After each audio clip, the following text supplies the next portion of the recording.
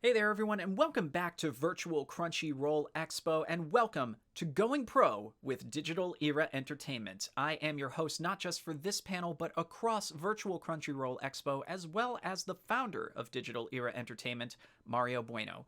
We'd like to thank you all for spending some time with us here today because we know there is so much amazing content going on here at Virtual Crunchyroll Expo. And while we have had the opportunity to present something Digital Era Entertainment related, specifically last year when our anime podcast was able to hop on and do a special edition for Virtual Crunchyroll Expo, and I'll be honest, it was kind of surreal being able to even mention Digital Era Entertainment during Hime's Cosplay Cup.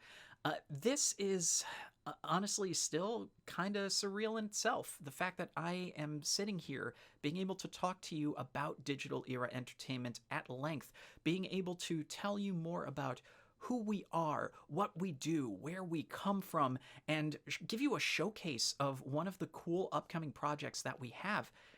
It just blows my mind because as Digital Era Entertainment enters its 18th year in about a month from this event, it's just crazy to look back on the journey. A very personal journey, but one that I'm very happy to have been on, and one that I've been grateful to share with many members of not just our active team, but folks who have helped out over the years with all of our projects. So, besides telling you all that stuff, we also hope to accomplish during the course of this panel giving you ideas for how to be a professional nerd without necessarily being a content creator, because one of the interesting things about the team here at Digital Era Entertainment is that while content creation is kind of the tie that binds, we are not all, by definition, content creators. We are all not necessarily professional nerds in ways you would expect. And that's kind of cool. That's one of the things I love about the variety of our team, and something that I hope will come through over the course of the narrative that I'm going to be presenting to all of you today. So, with that being said, especially in the early years, the story of Digital Era Entertainment and my own story are very much interconnected. They are one and the same. So, I think the best place to start is with my own story. So, without further ado,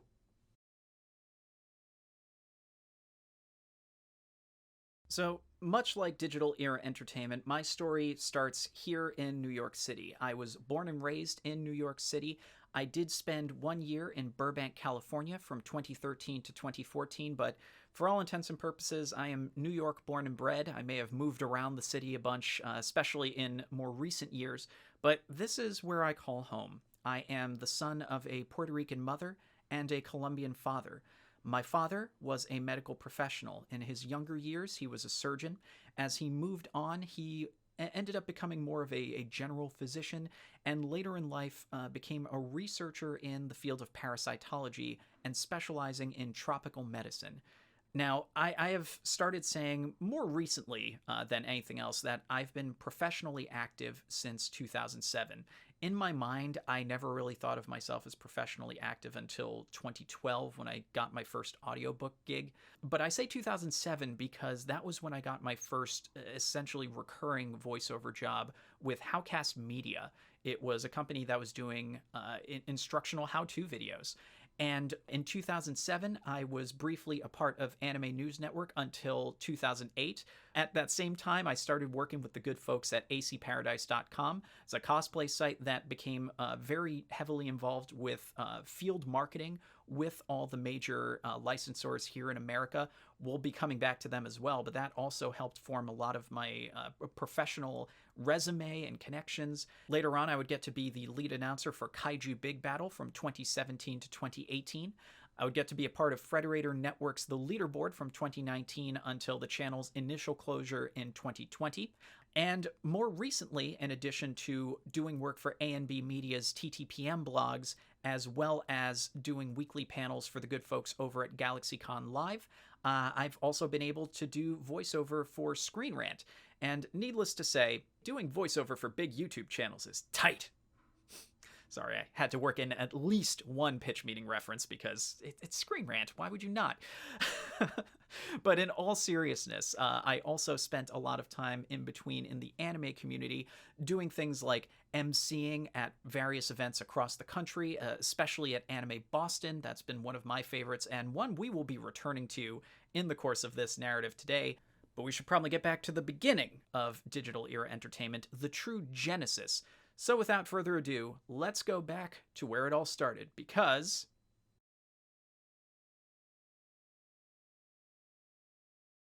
so, in the beginning, there are actually multiple beginnings.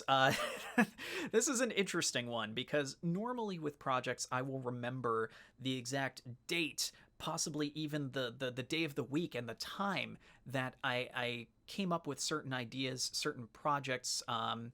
But where we ended up with was 2003, because that was when our first canonical project really began.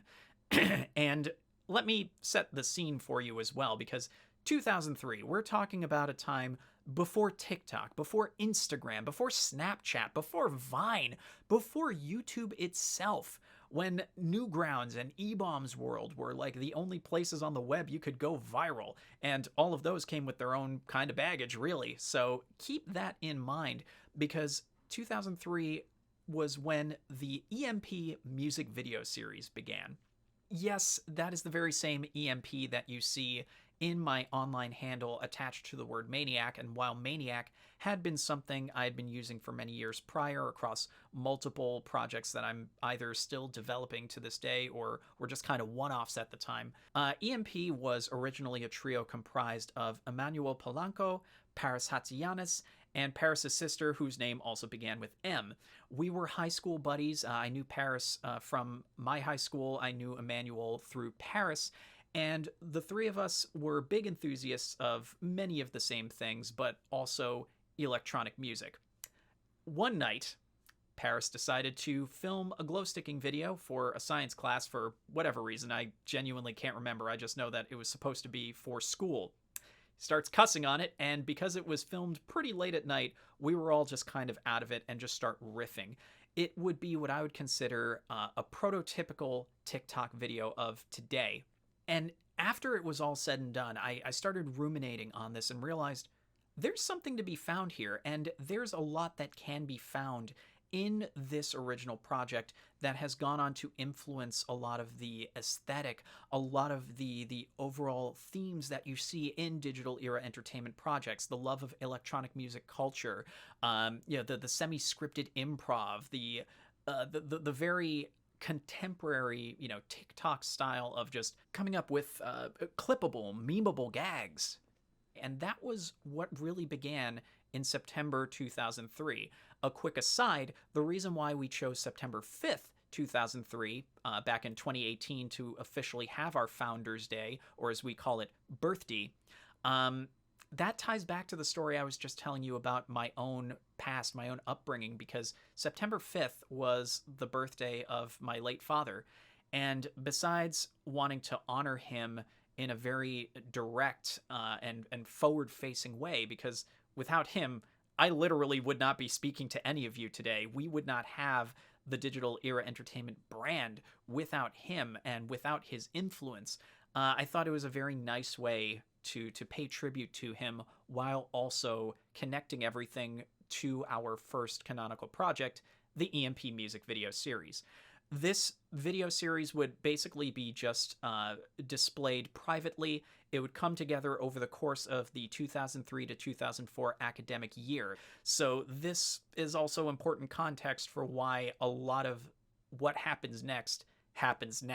So here I am thinking, oh, we've got digital camcorders. Let's see what we can do with this. Let's see what we can put together. Maybe we'll do some DVDs or something.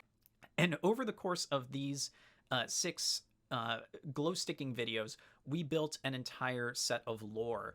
We used tracks that would go on to feature in future digital era entertainment productions as kind of a callback to the EMP music video series.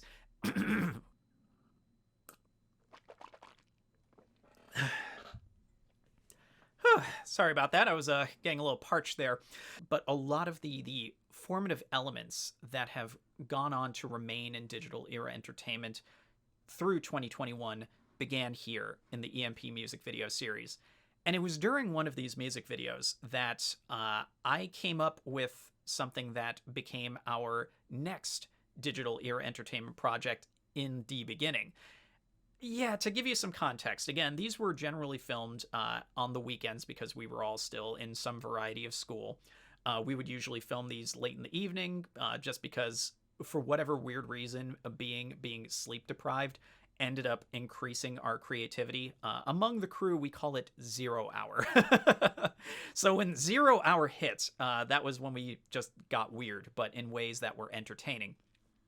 One of these days, I was in between takes. I had the camera in hand. I just started rolling, started riffing. Anyone who knows me knows that I have an affinity for rabbits. It sounds very strange, but some of my earliest childhood toys were rabbit themed. I've always found the animal to be, very adorable. And also, it's really easy to make a really silly hand gesture out of it. Hey, pal. So this was literally what I was riffing off of. And because I was a fan of the Resident Evil video game series, and for whatever reason, I thought back to the title crawls from Resident Evil and Resident Evil 2 with that spooky, ominous voice, I just started riffing about Resident Evil Bunny. And that is how we get the second canonical digital era entertainment project, Resident Evil Bunny.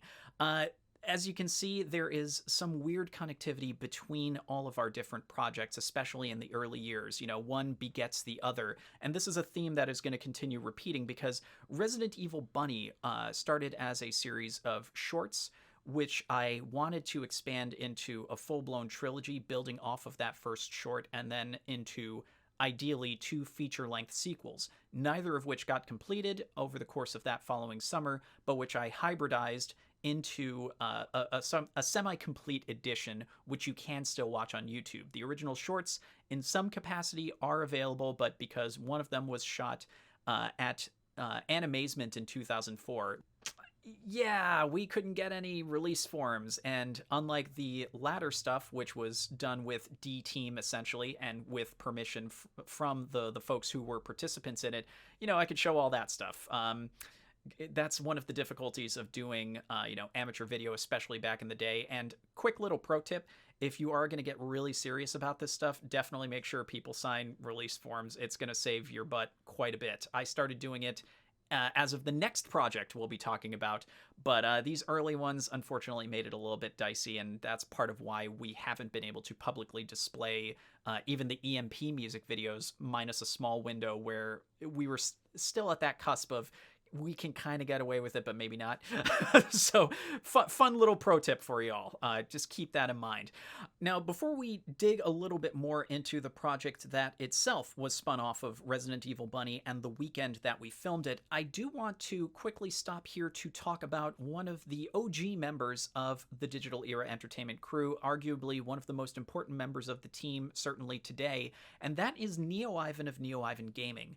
While those of you who are more recently acquainted with us may know him best as our Discord manager, one of the regular streamers on the channel every Wednesday, he is also the engineer of our monthly radio dramas. We'll be coming back to that. He also hosts our weekly happy hour for community night. We'll also be coming back to that. And he's also one of the audio and video editors that we have on the team. He and I go way back. We are also high school friends, and though 2 grades apart, we had mutual friends who linked us up through our love of professional wrestling. He heavily impacted me in my early otaku days because he was the friend who introduced me to Dragon Ball Z, or more specifically, got me into Dragon Ball Z. I had been familiar with it, but I hadn't been hooked. He was the friend who showed me the Cell Saga before we could watch the Cell Saga on Toonami. So, yeah, I owe him quite a bit professionally just for that alone, because anyone who has followed me as a cosplayer and following my professional accolades, yeah, Dragon Ball Z is just a teensy bit important to my own professional narrative, not to mention my own personal one. He and I have been friends through thick and thin. We have been there through our highs, through our lows. And I know this is going to be a little bit heavy, but just to emphasize the kind of unbreakable bond that we have, Neo Ivan was actually the one with the dubious distinction of being on the phone with me when my mother came into the room to tell me the news of my father's passing. That is not something that you necessarily share with just about anybody. So that is one of those moments that I think kind of bonded us for life. And he appears in many of our early projects. He was technically a member of EMP. He also features in the next project we're going to be talking about. And while he did take an absence to, kind of focus on his own day-to-day life for many years, he came back to the brand in 2018. Again, we'll be coming back to that, but ever since rejoining us, he has proven to be not just an invaluable member of the team, but he still continues to be one of my best friends, and I am genuinely glad to have him not just as part of D Team, but also part of my inner circle of bros among bros. So I wanted to give a shout out to him for that, and also his particular story is an interesting one. While he has been focusing on streaming, you look at his day-to-day life. He works as an audio video editor and even a lab administrator, working on stuff like grants from the government for a research university. This is stuff he's been doing for, about 16 years now. He's worked his way up and put in a lot of time and effort. And I single this out because going back to the idea of being a professional nerd without being a professional nerd, look at how that has translated into what he's been contributing to Digital Era Entertainment. Yes, while he is, doing traditional content creation through streaming, he's been providing a lot from the back end, and a lot of that back end work has spun off into some of the cool nerd stuff that we're doing now. And he has been able to parlay those skills into something fun and nerdy. And again, this is why you can't discount anything that you may be doing, even if it's off the beaten path, because it will come back and help you out. So keep that in mind. Keep your options open wherever you may be. So Neo Ivan is a great example of that, taking these distinctively non-nerdy professional skills, but turning them into something that can fuel very cool, very nerdy endeavors. So with that, it's time that we move on to the next project because we've set ourselves up perfectly for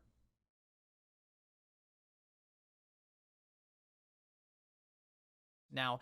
This project has director's notes on our website, digitaleraentertainment.com, in the project section for Final Fantasy vs. Kaiju Big Battle, and I'm going to be skipping over a lot of this to kind of get to the meat and potatoes of it, but that trip to Animazement in 2004 was a lot more formative than it seemed at the time, because over the course of that weekend, especially early on, one of our travel mates who was a part of Resident Evil Bunny in its first two incarnations ended up playing a tune from the 90s that I had not heard at that point for probably close to a decade. And that was the song Scatman by Scatman John. For whatever reason, between that point and Anime Next of 2004, I came up with this crazy idea to mash up one of my favorite nerdy professional wrestling related things in Kaiju Big Battle with the Final Fantasy series. This hybrid turned into a very popular sketch that I performed at Anime Next 2004 and Otakon 2004. It's one of the only things I've ever done twice, even though I tweaked it each time to make it fresh. And fun fact, Paris from EMP was Dr. Cube in the first iteration, and Neo Ivan was Dr. Cube in the second. So again, you see how this project becomes a bridge between the early years of Digital Era Entertainment. And this original sketch, besides opening up my cosplay circle of friends and really having its own influence on my personal life at the time, was also very important to my professional life, because it was at this time that I was starting to realize that I wasn't going to be able to afford finishing college. And I had to make a choice. I was at a crossroads. And at that crossroads, it was either strike out on my own with the money I had left, or grind my way through a curriculum that I knew was not going to teach me what I needed at the time, because there was not enough of a focus on digital video technology. It was still traditional analog film, and I was worried that I was going to get left behind unless I struck out on my own. In making that decision, I decided to figure out what would be a good project to kind of throw myself into. I knew I was going to invest what I had left in equipment, but what was going to be the story? By pure coincidence, because Final Fantasy vs. Kaiju Big Battle did go over well enough, I realized because I'd recorded sequel sketches that I originally intended to perform at various masquerades, just reuniting crew members or, pulling in new friends along the way. Instead of doing that as a series of skits, what if I turned that into a feature-length story? Because I realized with just the right amount of expansion, filming it might be the best way to do it, so I could also do the big wrestling scenes and make them even more extravagant than I would be able to at an anime convention masquerade. So I also mentioned this because, again, sometimes you need to think outside the box in order to really dig into your creative endeavors. Obviously, it's a lot easier to do some of these things now because you can just run around and do them on a mobile phone, thank goodness. But 2004, 2005, it was a little tougher, so please bear that in mind as well. So with the idea in mind, because I had been expanding my personal circle, I basically put out the call. And this project, besides being my first true step out into the world off the beaten path, also put me into contact and really helped me develop my friendships with people who have gone on to not just become very close friends of mine, but also great collaborators. A great example being folks from another New York City streaming group, the New York Snark Exchange. Chris, Ray, and Tom, who are members of the New York Snark Exchange. While Tom I wouldn't work with until later, Ray and Chris were a part of Final Fantasy vs. Kaiju Big Battle. They would go on to be a part of the following production, Doujinopolis, which we'll be talking about shortly. And this was one of those moments where even other people who would become a part of Digital Era Entertainment's legacy kind of stepped into the fold. Our D-Core editor-in-chief, Ken Cardez, I met him the day that I was handing out the cast and crew DVDs for this project. There were a few notable milestones besides what I just mentioned now, and one of them was the original reveal of this project. I mentioned Anime Boston. My first Anime Boston was Anime Boston 2005, and part of what I did there was literally to promote Digital Era Entertainment's breakout project, Final Fantasy vs. Kaiju Big Battle, at a rave which I was one of the DJs for. The cosplay performance I did for the first time on the Anime Boston stage, it was basically a big commercial for a commercial. And I was rocking my EMP gear. We used techno music that was used for other bonus materials in Final Fantasy vs. Kaiju Big Battle. Again, finding that bridge between these projects. And at that night's rave, I got to debut the teaser trailer for what we had shot so far of Final Fantasy vs. Kaiju Big Battle. And it's just surreal. Now that I am saying these words, they are coming out of my mouth, realizing that at the end of this panel, I am once again going to be showing a teaser trailer of what we have so far for an upcoming Digital Era Entertainment project. So it's, it's just kind of weird to see how it all comes back together. But Final Fantasy vs. Kaiju Big Battle debuted at Anime Next on June 19th, 2005. It was truly one of the most amazing moments of my life, getting to watch the film, which was delayed for 2 extra days. Like, it missed its original premiere date because it was not authoring properly to the discs that I was authoring them to. So I missed most of that convention to finish the film, essentially. But that morning was just magical. And that project, besides introducing me to close friends, even had a long-lasting impact on me to today, because one of my co-stars, Venus Carey, who plays Renoa in the film, was the reason I met someone we're going to be talking about later, my wonderful significant other, Laura Kowalson, because they were in a dance troupe together. So this project would go on to be screened at Otakon in 2005. It would screen at Long Island's Icon in 2006. It would also screen at Anime Boston in 2006.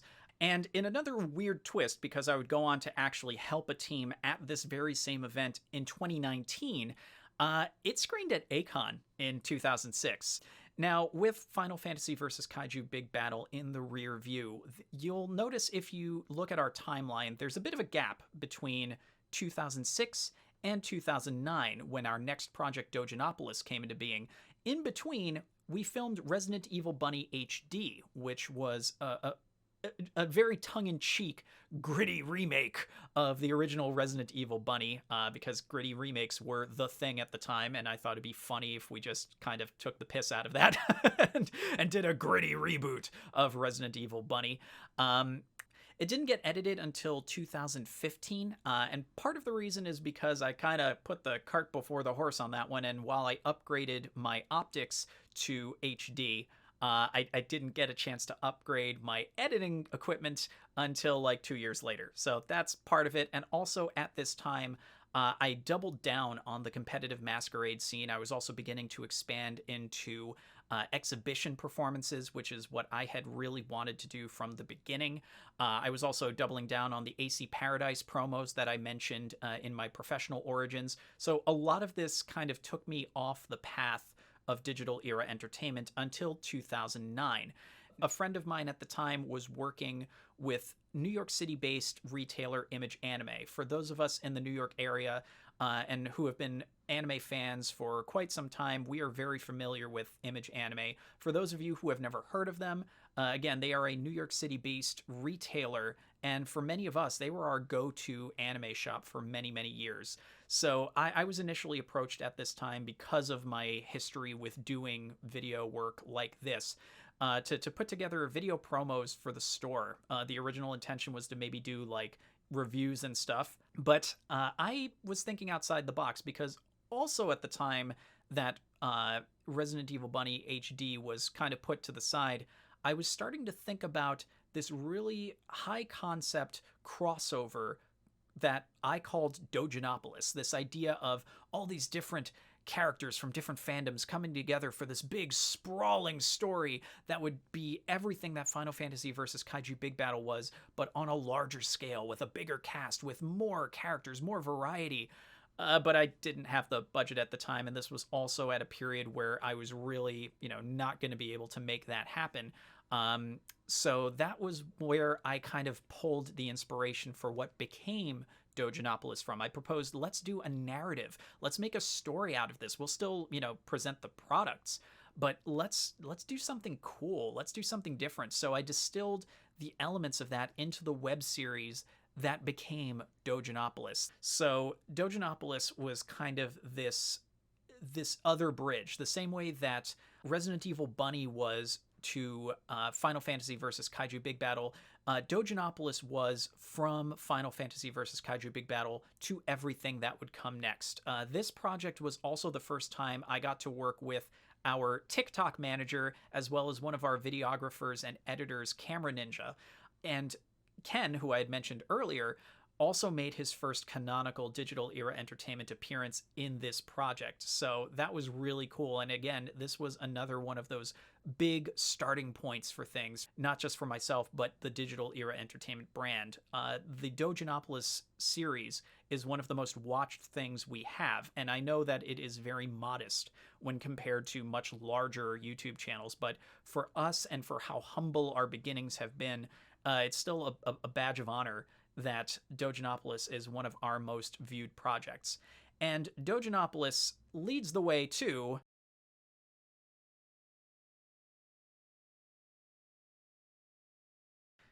Okay, so I am very glad I get to actually talk about this one, because this one, if I'm being completely honest, is a bit of a technicality.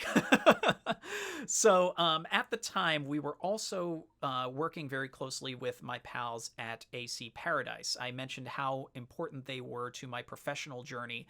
This was one of those moments that truly solidified them as a true partner to digital era entertainment at a critical time.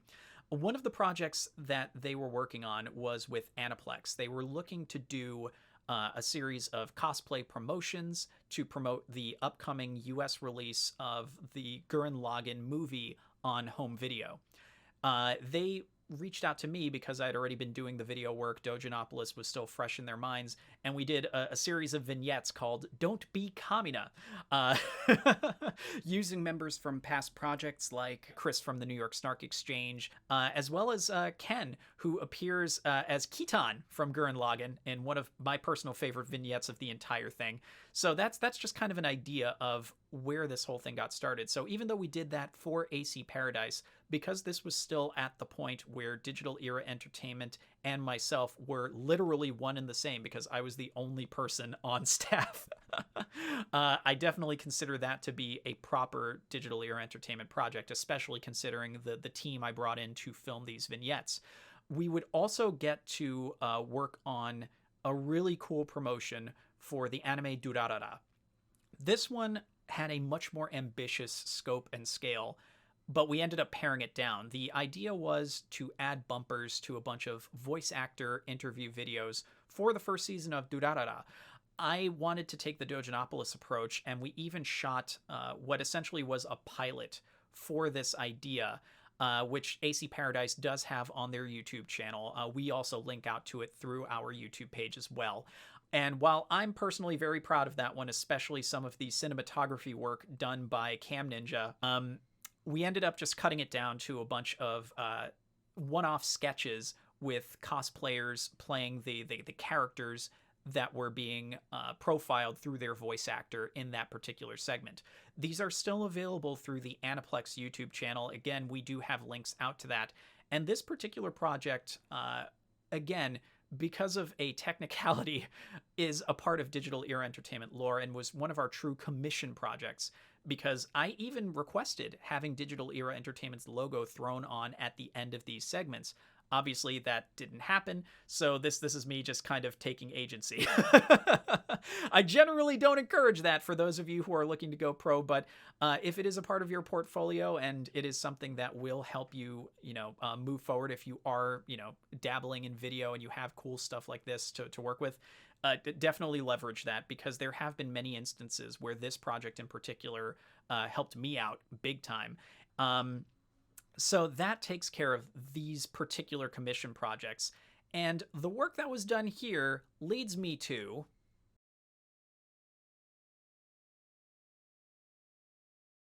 Okay, so this is one that I have only briefly mentioned in the past, and I'll be completely honest, I'm going to be skimming through this section because I want to do a proper deep dive to this entire adventure, really, because it really deserves that for how personally and professionally impactful it was, despite the resolution of it. But it is a key part of Digital Era Entertainment's history, because this was a project that has both put us in a better position than ever to be able to go out and put on the kinds of projects that I know we are capable of. But it's also the project that almost killed Digital Era Entertainment completely for the first time. Back in 2019, we actually did a full presentation of this on Digital Era Entertainment's Twitch channel, and it is archived over on our website. So definitely go and take a look at that if you want to get the full spectrum and additional details on this whole thing. But yeah, we're just going to cut to the chase, because after a long and arduous process during which we did successfully secure the story rights from Sunrise, ultimately we weren't able to get the music rights. This had huge consequences for me. 2016, specifically the first week of November 2016, was not great, because that was just a rough week. That was when we had the bad news handed down upon us about the music rights, and that was basically when I had to start coming to grips with that, the fact that I was probably going to have to shelve this project permanently, which I did. This project, unfortunately, had cost a lot of money to get as far as it did, and that financially devastated me, because I took the biggest risk on purpose to make sure that if it didn't move forward, the only person really hurt would be me. This also hurt Digital Era Entertainment, because if I couldn't afford to put on projects, Digital Era Entertainment couldn't afford to operate. And more crushingly, this was going to be the first legitimate professional project of Digital Era Entertainment when the project was going to be announced. It was going to be put under that banner. Digital Era Entertainment was going to handle a lot of production and transition from being all about YouTube video to truly being a multimedia brand. And all that went up in smoke because of one email from England. And that was rough. And it led to a very dark time, not just for Digital Era Entertainment, but for me personally. And that is going to lead to... I was financially devastated in the wake of the Code Geass project. I was having a hard time trying to find new work that would be sustainable and get me out of the hole that I was in. I was just in a really bad place emotionally because I just felt so bad about the whole thing and just felt worthless. And it was impacting my personal relationships as well. It was not great. And then someone from my past who has always been a presence ever since becoming a part of my inner circle came to me with a proposition, that being our D-Core editor-in-chief, Ken Cardez. Now, the proposition was not one that I had never thought of before, but one that I had thought about many years prior, but hadn't given a chance to think about since then. We're going to quickly flash back to 2007 because at that same time that I was also getting more invested in things like the work I did with Anime News Network, all of the competitive cosplay stuff, one of the things that bridged into that, a part of my professional background that I don't normally get to talk about, was working with a local press junket here in New York that would later go on to become Nerd Caliber. So at the time we were looking to convert it over into a Digital Era Entertainment branded thing, the original iteration of D-Core. The original people I had in mind for this team were Neo Ivan, Chris from the New York Snark Exchange, and Ken. The idea never made manifest because the events that I mentioned from 2007 to 2009 occurred, so it just kind of fell to the wayside until the conversation I had with Ken in, I believe it was early December of 2016.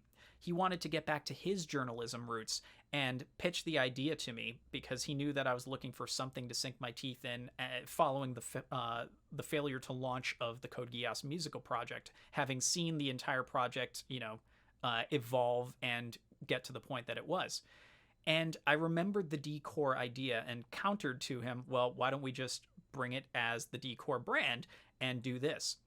And it was from there that the new foundation, the new beginning of Digital Era Entertainment truly began. While we officially recognized 2017 as the start of D-Core, we let slide a little teaser at the end of 2016 with the original iteration of our Game of the Year awards, which the following year would be the capstone of that first year in video form with our first video iteration of the top 10 games of the year.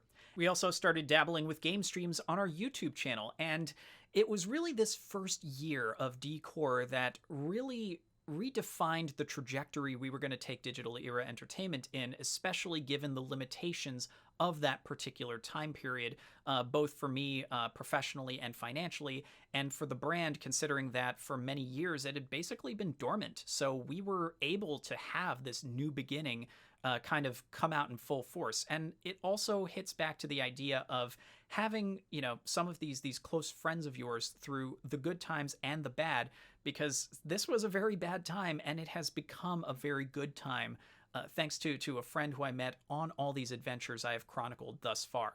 And I'd like to chronicle a little bit of Ken's journey as well, because I think going back to that idea of finding different ways to go pro, he also exemplifies this very well as one of the tenets of the Digital Era Entertainment brand. In addition to having, your slew of retail jobs and other interesting management jobs over the years, he has also been able to work on very nerdy things at the end of the day, but in very interesting capacities. He got to assist with the social media campaign for Max Payne 3 by Rockstar Games. He was freelancing with Blizzard Activision's writing teams for both Overwatch and Hearthstone, before heading off to do some freelance work for Bungie, most of which he's been doing over the course of the pandemic. So he's been able to find ways to take his creative outlets, besides having, joined us for, doing cosplay masquerade sketches and, doing podcast for the now defunct Chocolate Lemon, the Geek Fist podcast. he's found ways to really parlay a lot of these different experiences into very cool things. And getting back to the journey of DEE and how much we have embraced this new direction, we eventually moved on to Twitch. Our first Twitch streams were for the Decode podcast, which Ken himself helms. He brought back his Geek Fist podcast brethren of Gino and Wally. Gino is also one of the linchpins of this whole thing because he runs a LAN cafe here in New York, the Waypoint Cafe NYC. This is also another quick aside that I hope will be inspirational to you, because Gino himself, he's also been a consultant, he's done real estate management, and now he runs a cafe that has gone on to become part of the lifeblood of the New York City gaming scene, and has even made very, very tight connections with professional esports. We've had very close connections to the New York Excelsior, if you follow Overwatch League. In fact, the second ever broadcast of Overwatch League on Twitch name dropped Waypoint Cafe, funny enough, just hours after, I think it was our second or third episode of the Decode podcast. So it is wild to see how much Waypoint has become a part of the gaming scene. And again, you wouldn't think that opening a cafe would be a great way to be a pro nerd, but surprise, this is actually a great way to be a pro nerd. So these are other ideas, other life paths that I'm putting out there to show as a way to be that professional nerd without, being necessarily a content creator. Wally has had a very interesting journey. Besides starting off with our pals Gino and Ken as part of the Geek Fist podcast back in the day, and bringing that wonderful energy to the Decode podcast, as well as giving us our best sign-off line, catchphrases, and even the best Simpsons references that have made their way into our social media. He's also parlayed a lot of his personal skills and nerdy interests into becoming a paid game DM at Magpie Games, which started earlier this year. So while he still does contribute to us whenever he's able to for the Decode podcast, and still also makes his presence felt in our Discord channel, he has gone on to find a new way to express his love of nerdy things and be a pro. So again, there are many different ways you can approach being a pro nerd, and just our Decode podcast team alone, our Decor editor-in-chief alone, are great examples of that. And Decode is now part of our weekly content. It's one of our premier streams that we do on the Twitch channel. It's soon expanded to have, a Tuesday night game stream as well. Our top 10 lists annually have become the big group project that we look forward to at the end of the year, because the main stream team gets together to not only help put together the script and the choices, but also we voice it together. We put it together. And once we started expanding the Twitch channel, that was when Neo Ivan came back into the fold full time. We brought on Joel from the DEE Guy podcast. And it was all during this second year of Decor when we started expanding into the Twitch channel, when we started expanding into streaming content, that we really changed things up and started expanding the team.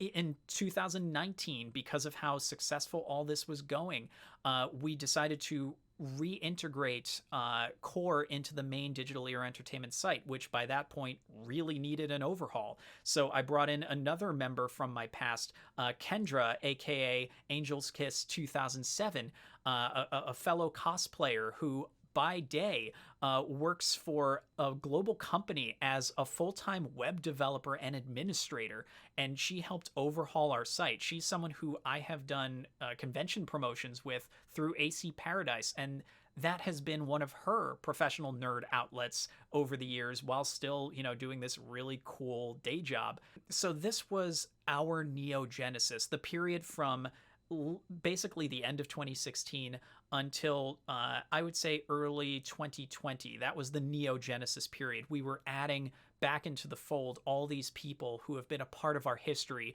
a part of my own history, certainly, and rebuilding the brand as a more live streamed focused brand, even though I still have my eye on all of the other types of projects that I would like us to go back to in the future.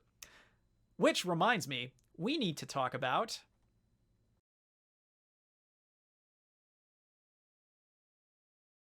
at the beginning of 2020.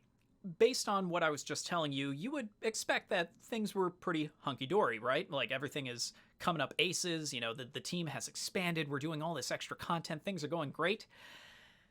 You'd be mostly right, except for one slight problem. See, at the time, this was when I personally was being stretched very thin between some of the cool accolades that I told you about at the very top of this particular panel.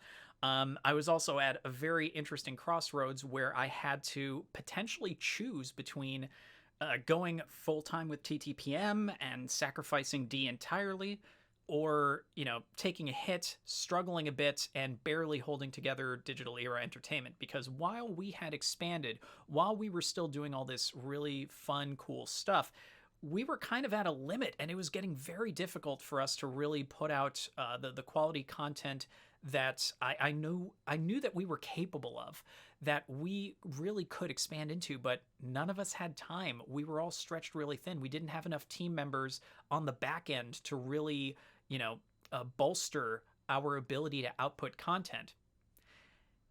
And then Captain COVID came to town.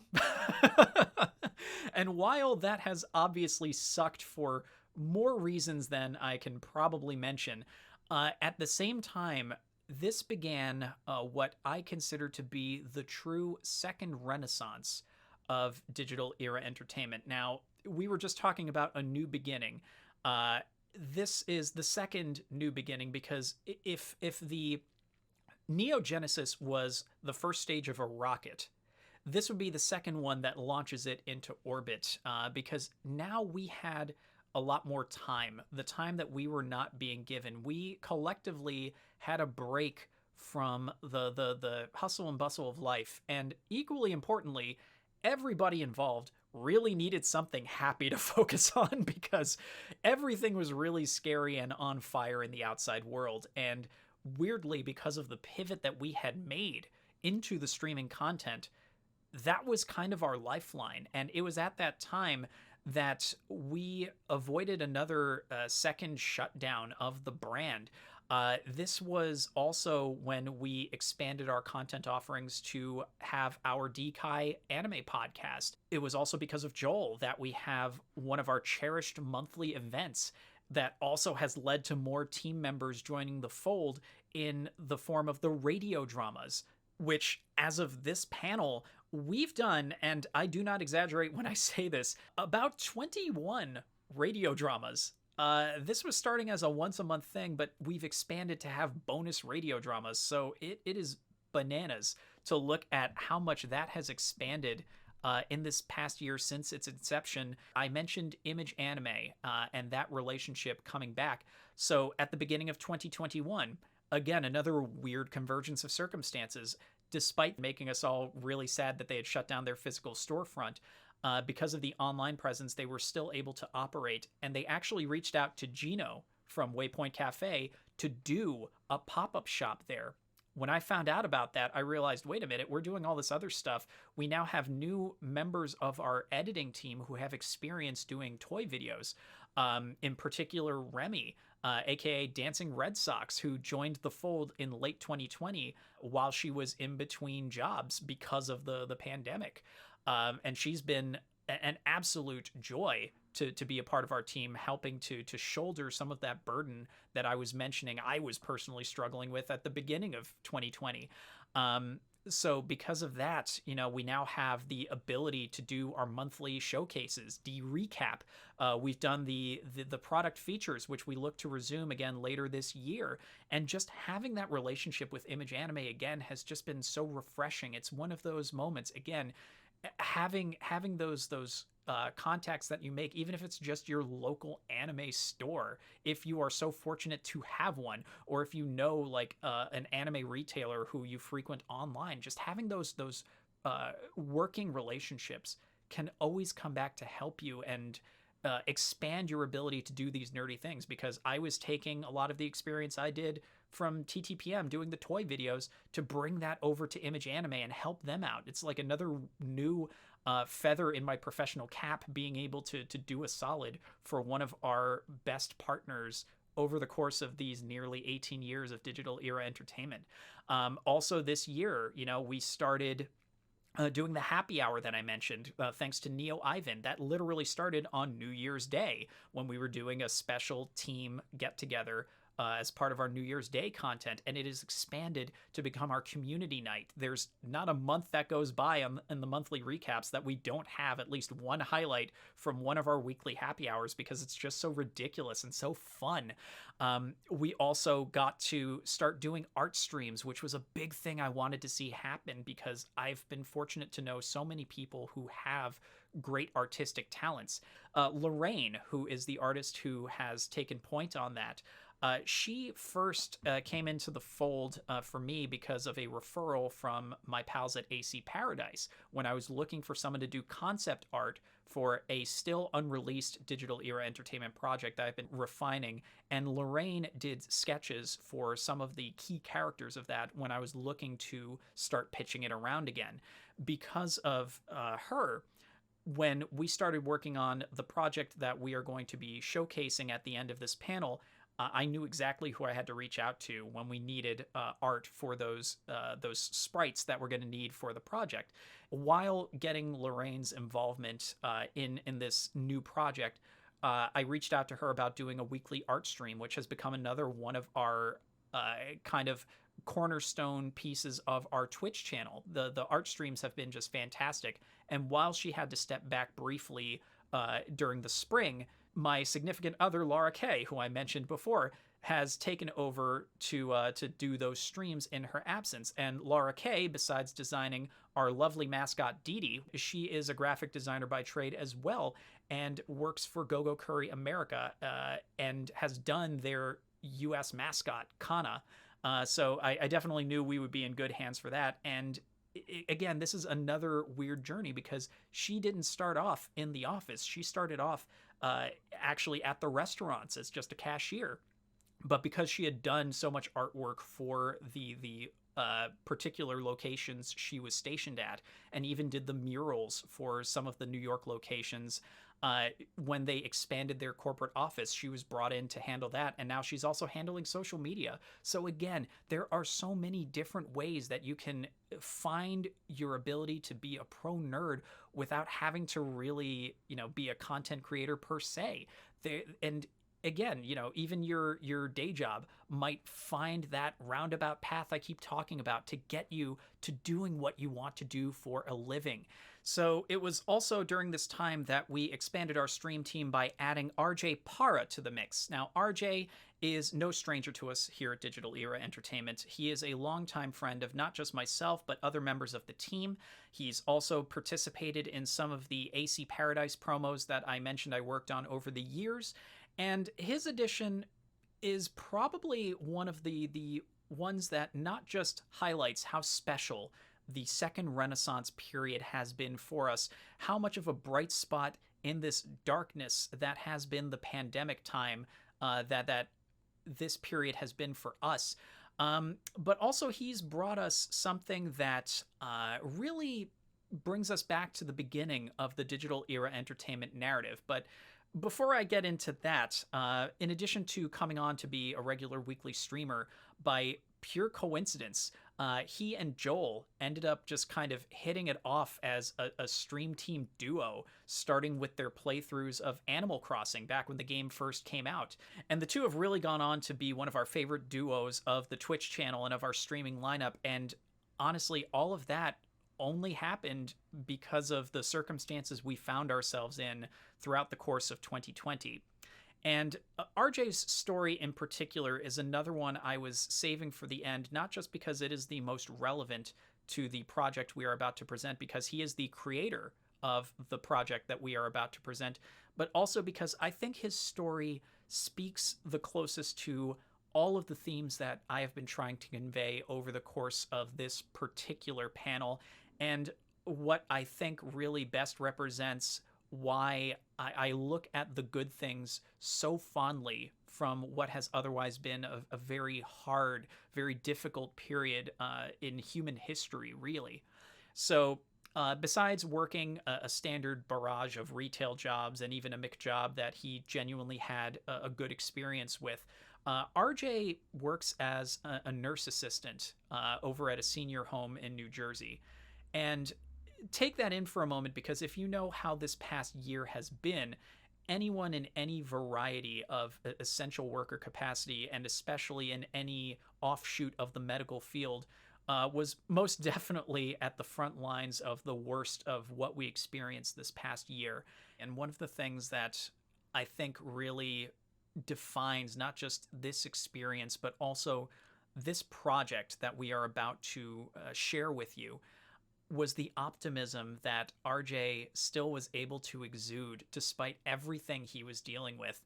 And that also is coming through in the work. That has been coming through in this particular project. And it's something that I think really makes this one special. That's why I wanted to save RJ's story for last, to really hopefully convey just how much passion has gone into this particular work and how much joy it has brought in a period that has been otherwise very dark, not just for us as a team, but as a human species altogether. So without further ado, before we wrap up this panel, I would like to present to all of you the announcement teaser for Digital Era Entertainment's next flagship project. Let's take a look.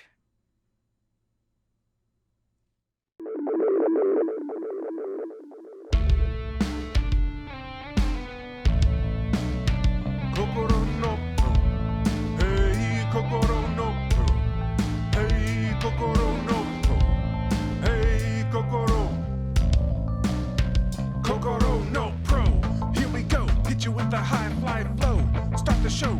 We let you know that they're coming at you like a spot snatcher. Gonna take you to the mat and then they outmatch you.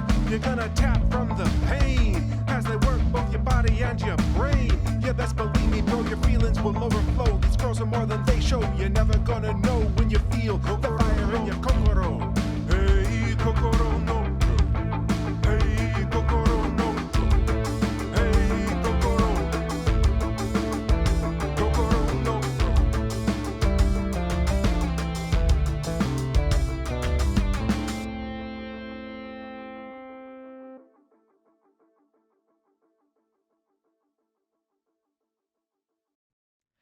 And there you have it. So as we said there, we will have more information about Kokoro no Pro later on this year.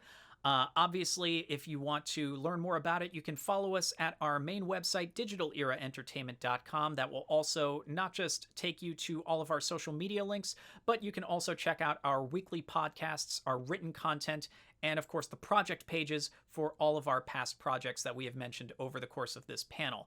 Of course, I would like to thank everybody who has tuned in here today. We really appreciate your support, not just at this panel, but for all of our Digital Era Entertainment projects, whether it is past, present, or future. Of course, a big thanks to the Digital Era Entertainment team, whether you are an active part of the team right now or probably lurking in the comments section as we are broadcasting this live, or if you have contributed to Digital Era Entertainment's projects in the past. Thank you so much from the bottom of my heart. You have helped make it an amazing nearly 18 years of this journey, and we are looking forward to so many more amazing journeys thanks to the work that you have contributed. And it's been a blast, y'all. And I also want to once again thank the Virtual Crunchyroll Expo team for giving us this opportunity to present the panel here. Obviously, this means a whole lot, not just to me personally, but also to the Digital Era Entertainment team. I encourage you once again to check out our panel from last year, the DEE Guy special meeting. And yeah, that pretty much does it. Of course, enjoy the rest of Virtual Crunchyroll Expo. We hope to see you over at Digital Era Entertainment, over at its social media. And as always, please stay happy, stay healthy, and stay informed. Take care, everyone. Please remember to like, share, and subscribe, and follow us across social media for updates. Thanks for watching!